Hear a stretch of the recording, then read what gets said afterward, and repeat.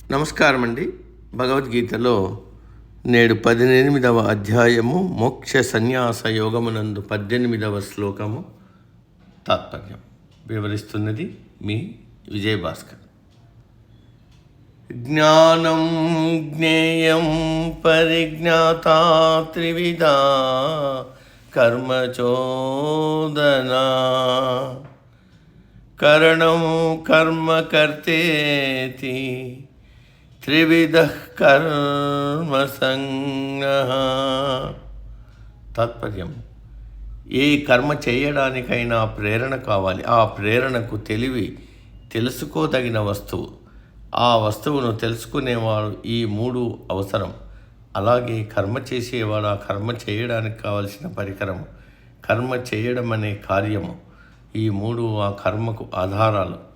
ఏ పని చేయడానికైనా ఆ పని గురించి తెలిసి ఉండాలి, తర్వాత ఆ పని చేయాలి. ప్రతి పనికి ఈ రెండు ముఖ్యం.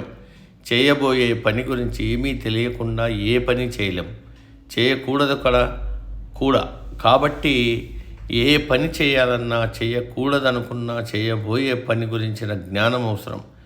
మొదటిది జ్ఞానం అంటే ఒక వస్తువుని గురించి కానీ, వ్యక్తిని గురించి కానీ, చేయబోయే పనిని గురించి కానీ తెలుసుకోవడం, వాటి గురించిన జ్ఞానం కలిగి ఉండడం.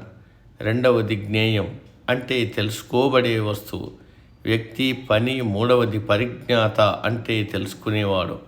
ఈ మూడు ఏ కర్మ చేయడానికైనా ప్రేరణ అవుతారు, కర్మ చేయడానికి ప్రేరేపిస్తారు. అంటే ఈ మూడింటి వలన మనసులో ఆ పని చేయాలని సంకల్పం కలుగుతుంది.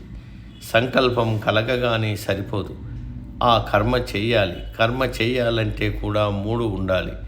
కర్మ చేసేవాడు దేనికోసం చేస్తున్నామో అది, ఆ కర్మ చేయడానికి అవసరమైన వస్తువులు, ఈ మూడు ఉంటేనే కానీ ఆ కర్మ చేయడం పూర్తి కాదు. నేటికి సమాప్తం. తదుపరి శ్లోకం రేపటి రోజు.